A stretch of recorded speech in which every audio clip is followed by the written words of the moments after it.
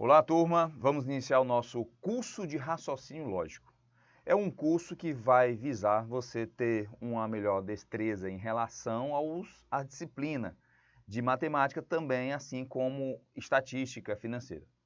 O curso de raciocínio lógico na verdade, um curso de matemática, onde você trabalha as cognições, tanto indutiva como dedutiva.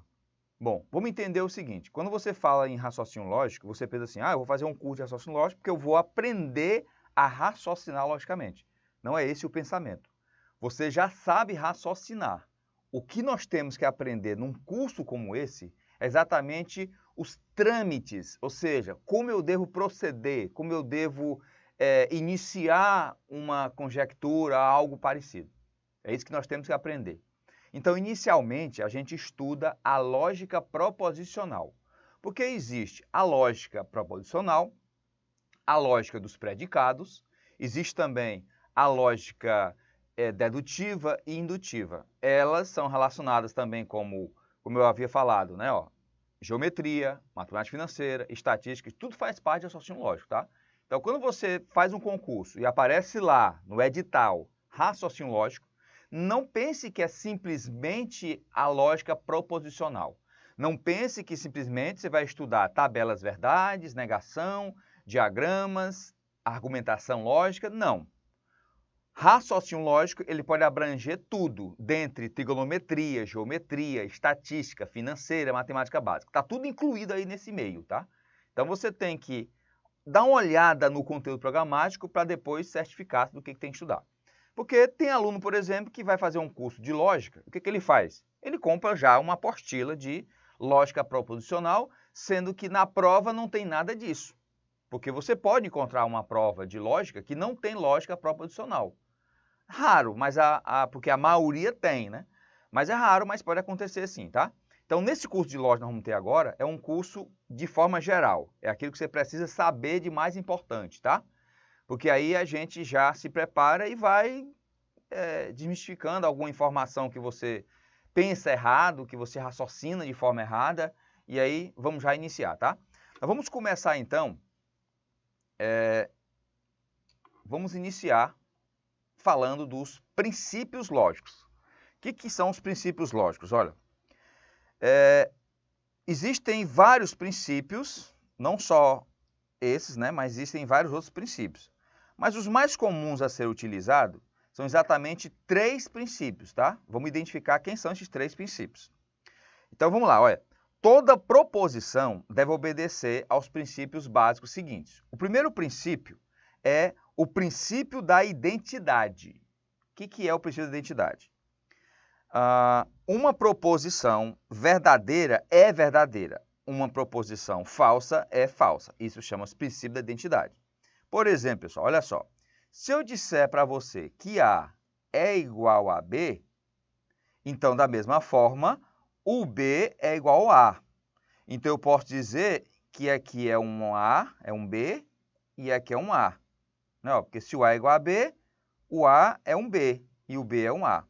Eu posso, então, dizer também que A é igual a A, eu posso, então, dizer que B é igual a B. Então, esse é o princípio da identidade. Apesar que nossa cabeça consegue visualizar figuras diferentes, mas esse operador nos mostra, nos fala que eles são iguais. Então, uma aplicação que você viu isso no ensino médio ou fundamental é quando você tem uma função fx igual a 2x mais 3, e lá o professor pede que você calcule o f2. Veja ó, que esse x aqui é igual a esse x. Então, se esse x aqui vale 2, aqui também vale 2 pelo princípio da identidade. Então, o f2 seria 2 vezes 2 mais 3, ou seja, f2 vai ser igual a 7. Então, essa é uma aplicação, é uma das aplicações que nós utilizamos aí no princípio da identidade, tá? Então, não esquece, se o A é igual a B, o B é igual a A. Então, identidade não necessariamente o que define é a figura visual. A gente não vai trabalhar essa parte visual praticamente, tá? O que define é o operador, tá? Os operadores que diz se é maior, se é menor, se é igual. Beleza? Bom, então, voltando agora para o próximo princípio, nós temos agora o princípio do terceiro excluído. O que diz o princípio do terceiro excluído? Ele diz que uma proposição ou é verdadeira ou é falsa. Não pode assumir um terceiro valor lógico.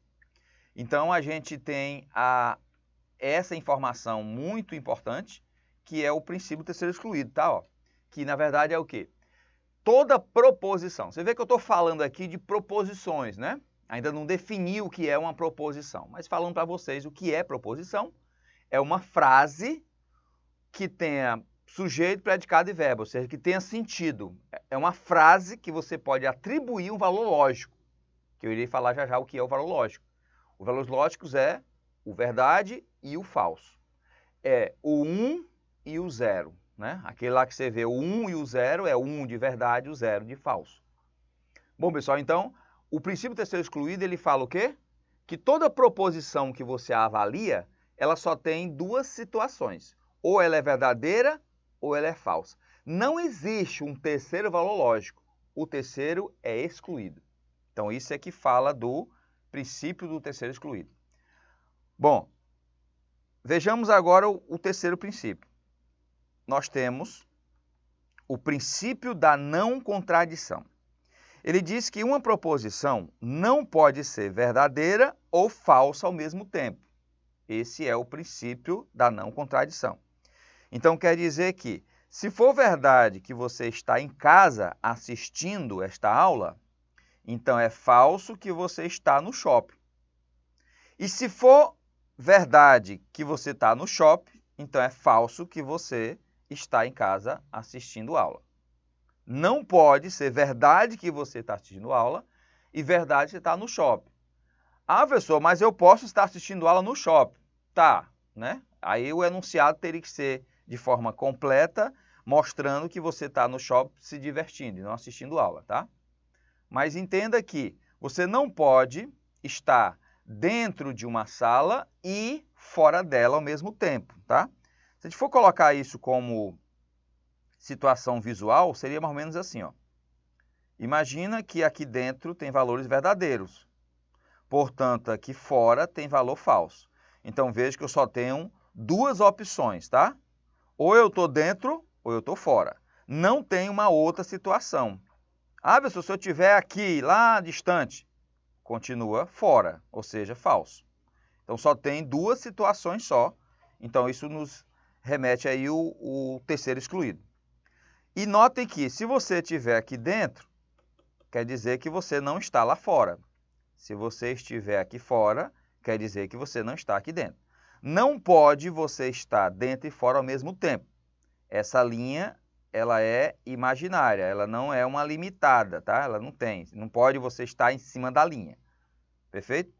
Então, essas informações que a gente menciona agora para vocês, são informações que você vai assimilar, tá? Vai começar a pensar daquela forma. Assim garante que você faça um belo curso, ou seja, um curso excelência, para que você também não tenha problemas de identificação ou desânimo, tá? Porque o aluno diz assim, lógica não tem lógica, uma coisa não tem nada a ver com a outra.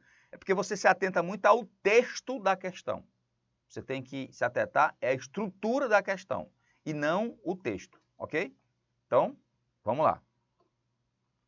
Bom, agora nós, dando sequência ao nosso estudo aí, nós vamos falar agora do que é proposição ou sentença, ok?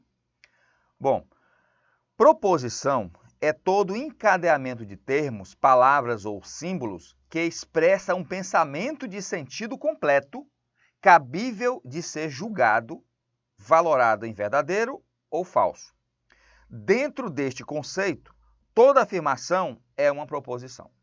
Então aqui, pessoal, eu estou definindo para você o que é uma proposição, ok? O que é uma proposição? Bom, e aí você já percebe o seguinte. Percebe que nós só temos dois valores lógicos, ou ele é verdade, ou ele é falso, tá? Só temos dois valores lógicos e vamos fazer a atribuição. E que, numa proposição, é onde o nosso elemento de estudo, é onde nós vamos estudar, é a proposição. nós não vamos estudar outras frases que não são proposições, tá? Ah, professor, existem frases que não são proposições? Existem e você deve conhecê-las, tá? Existem e você deve conhecê-las, vou já colocar para você aqui, ó. Então vamos dar um exemplo aqui do que é uma proposição. Eu botei aqui P, Maria é bonita. Você observe que eu chamei esta frase, onde tem sujeito, verbo, predicado, eu chamei ela de P. Então, as proposições elas vão ser identificadas pela letra P, tá? Ou letra Q, R, S, por letras que você achar necessário. Letra Q é outra proposição que é hoje é domingo. Hoje é domingo. Então, aqui são proposições porque eu posso atribuir um valor lógico. Eu posso dizer se essas frases aqui é verdade ou é falso, ok? Agora vamos ver o que é não proposição. Não proposição são, anota aí pessoal, olha, primeiro, as interrogativas não são proposições. Tipo, quem comeu o bolo? Interrogou. Esta frase, ela não é uma proposição. Você não pode atribuir um valor lógico a ela, ok? Segundo, as exclamativas, tipo, este carro é muito lindo. Finalzinho, sinal de exclamação. Então, as frases exclamativas, elas também não são proposições. Terceiro, as imperativas. Faça as atividades. Então, o verbo é que define se a frase é imperativa ou não. Então, nesse caso também, não são proposições as frases imperativas. Quarto, né? No caso aqui, quarto. Sentença aberta. A sentença aberta é aquela que fica indefinida, tá? Você geralmente utiliza a frase e fica na pergunta. Quem? O quê? Então, ficou indefinido, ficou em aberto. É uma sentença aberta. Ela também não é uma proposição. Mas, observação, se eu atribuir aqui um quantificador, tipo, existe uma pessoa que fez o gol, aí já é proposição, tá? Ou, toda pessoa fez o gol, todos fizeram o gol, ou seja, aí já é proposição quando você atribui um desses elementos aí, na verdade esse assunto que eu acabei de mencionar, ele é estudado mais aprofundadamente quando se estuda a lógica dos predicados ou lógica de primeira ordem, tá? Mas a gente vai estudar também em diagrama essa informação. Então não esquece, a informação que é, anota a observação aí, tá? Se a sentença aberta for incluída um quantificador existencial ou universal, que no caso existe, que é o quantificador existencial, ou o para todo, ou qualquer que seja, mesma coisa. Se for incluído, acrescentado a uma sentença aberta, ela vira proposição, beleza? Bom, a outra agora é a sentença paradoxal ou autorreferente. Olha só a frase aí, ó. Esta frase, entre aspas, é falsa. O que é, na verdade, uma sentença paradoxal? Sentença paradoxal é exatamente aquela sentença onde não podemos definir o valor lógico. Eu não posso dizer se aquilo ali é verdade ou é falso, tá? Não consigo definir o valor lógico. E, portanto, aí, a gente tem o exemplo, como diz assim, esta frase, entre aspas, ela é falsa. Se por acaso eu disser que esta frase é verdadeira, então eu estou dizendo que ela é falsa. E se eu disser que ela é falsa, então eu estou dizendo que ela é verdadeira. Você vê que há uma incoerência, não é? A gente observa isso aí, há uma incoerência. Porque uma coisa é verdade porque é falsa, ou é falso porque é verdade. Isso não existe, tá? Então há uma incoerência, há um paradoxo. Existem vários paradoxos, né, que se coloca aí e que inclusive alguns até aplicam em provas. Por exemplo, lembra daquele queijo mineiro, né, um queijo que tem vários buracos no queijo. Então você diz assim, bom, quanto maior é o queijo, mais buracos ele tem. Concorda? Concorda. E um queijo, quanto mais buracos ele tem, menos queijo ele também tem, né? Tirou cheio de buraco, ele tem menos queijo. Concorda? Então eu posso concluir que quanto maior o queijo, menos é o queijo. Há um paradoxo aí, né? Há um loop aí que não funciona.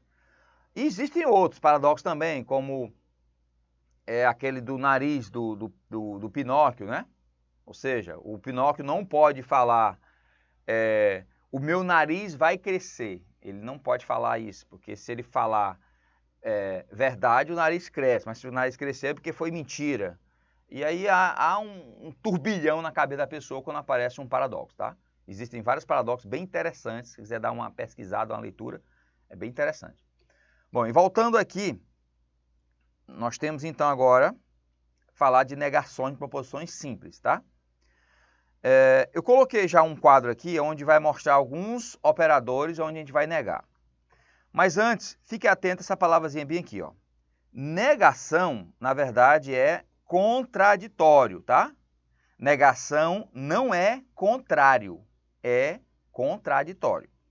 Você lembra que no slide anterior foi colocada ali uma proposição dizendo que hoje é domingo. Né? Foi colocado isso aí, né? Hoje é domingo. Tira esse acento aqui. E aí eu pergunto, qual que é a negação dessa frase, hoje é domingo? A negação, como eu disse, é contraditório. Por que é contraditório e não é o contrário? Porque contraditório, pessoal, só existe um único contraditório para cada proposição. Por isso que tem aquele princípio lá do direito que diz o princípio do não contraditório. Ou seja, ele está dizendo que se alguém acusa você de um crime, você vai e diz, você cometeu um crime. Qual que é o contraditório? Eu não cometi o crime. Isso é contraditório. Se você fala assim, não, cometeu o crime foi o Raimundo ali. Isso não é contraditório. Você tem que dizer que você, e vai provar que não foi você que cometeu o crime, contrata advogado, etc. Né? Então, contraditório, ele tem que ser único. Então, se que hoje é domingo, então a negação dele vai ser hoje não é domingo. Ok? Ó, hoje não é domingo. Então, tenho aqui neguei o verbo, não foi? Ó? Hoje é domingo, hoje é, negação, hoje não é. Beleza? Bom, agora o detalhe, olha. Se eu disser para você, hoje é quarta, eu estou negando hoje é domingo? Não, tá? Por quê? Porque se eu disser que aqui representa hoje é domingo, fora dele é hoje não é domingo. Então, o hoje é quarta é outro conjunto que, não sendo domingo, pode ser quarta, mas pode não ser quarta. Então, hoje é quarta é contrário a hoje é domingo, mas não é o contraditório, não é negação. Legal? Então, fica atento a isso aí, para você não negar de forma aleatória, beleza? Então, vamos observar então aqui como é que seriam as negações. Olha. Proposição P diz, o Sol é uma estrela. Negação, o Sol não é uma estrela. Veja que eu estou negando exatamente o verbo aqui, né? Modificando o verbo. Outra, 3 mais 5 é igual a 8. Eu vou negar, na verdade, é o quê? É a igualdade, tá? Eu vou dizer que 3 mais 5 é diferente de 8. Você não pode dizer assim, 3 mais 5 é igual a 8. É verdade, pelo conhecimento adquirido, né? 3 mais 5 é igual a 7. Se eu botasse assim, ó, 3 mais 5 é igual a 7. Isso não é negação, tá? Isso não é negação de 3 mais 5 é igual a 8. Porque tem que negar é o operador. Na outra diz, x é menor que 3. A negação é x maior ou igual a 3. Ok? Ó.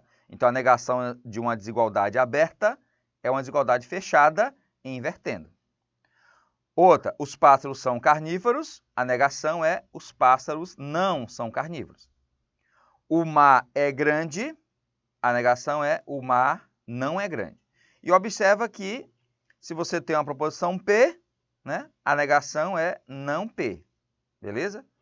Portanto, se eu negar novamente o não P, eu chego na afirmação. Beleza?